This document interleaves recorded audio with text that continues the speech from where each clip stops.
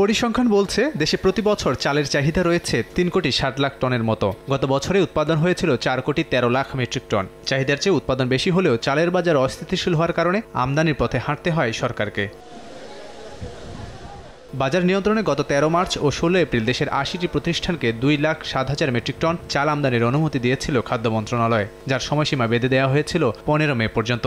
এতদিন অনুমতি থাকলেও ভারত সরকারের শুল্ক কর আরোপ ও বাণিজ্যিক ব্যাংকগুলোতে ডলার সংকটে চাল আমদানি করতে পারেনি ব্যবসায়ীরা। সময় শেষ হওয়ায় বরাদ্দকৃত অবশিষ্ট চাল আমদানি নিয়ে শঙ্কায় ভুগছেন ব্যবসায়ীরা।